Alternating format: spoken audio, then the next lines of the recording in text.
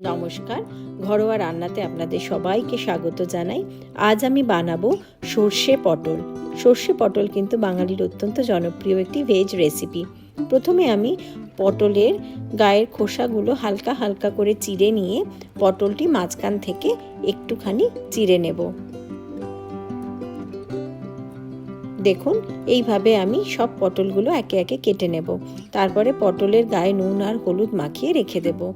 তারপরে আমি একটি বোলের মধ্যে নিয়ে নেব 3 চামচ সাদা সর্ষে, হাফ চামচ কালো সর্ষে আর 2 চামচ মতো পোস্ত। আমি সামান্য জলের মধ্যে সর্ষে পোস্তটিকে 15 মিনিটের জন্য মানে 15 মিনিটসের জন্য ভিজিয়ে রাখব।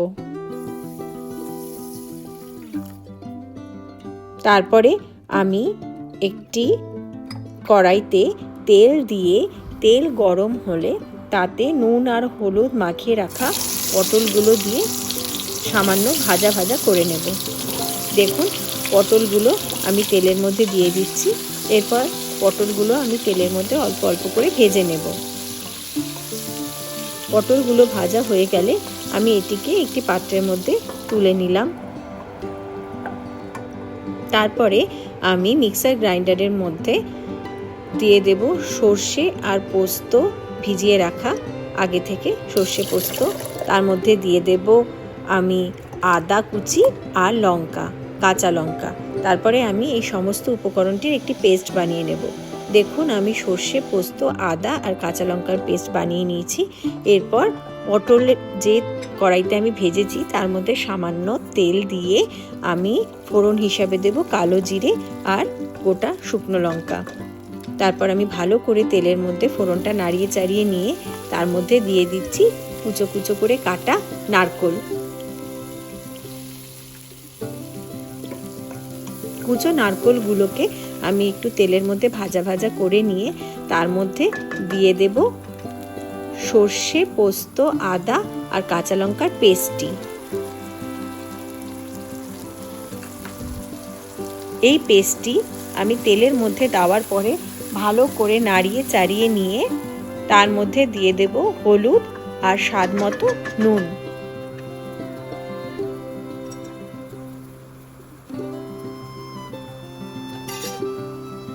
হলুদ আর নুন অ্যাড করার পরে আমি সমস্ত পেস্টটি ভালো করে নাড়িয়ে চাড়িয়ে কড়াইতে নিয়ে তার মধ্যে অ্যাড করব সামান্য চিনি।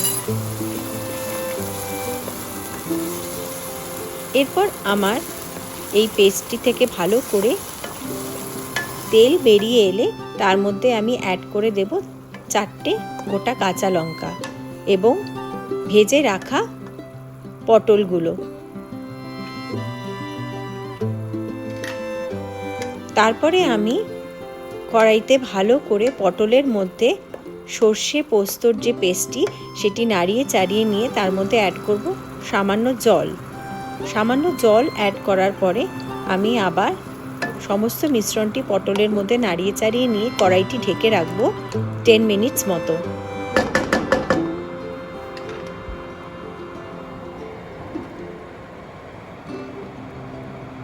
এরপর ঢাকনা সরালেই কিন্তু আমার সর্ষে পটল অলমোস্ট রেডি হয়ে গেছে।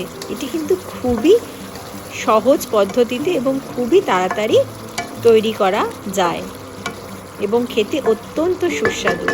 দেখুন, আমার তৈরি হয়ে গেছে সর্ষে পটল। এবার আমি এটিকে সার্ভিং বলে সার্ভ করে নেব।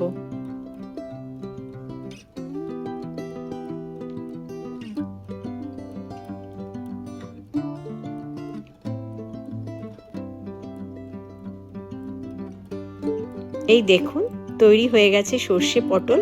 আশা করি আপনাদের সবার আজকের এই ভিডিওটা খুব ভালো লেগেছে। আজকে কিন্তু গরম ভাতে আমি এই সর্ষে পটল মেখে খাবো। আপনারা সবাই খুব ভালো থাকবেন। নমস্কার।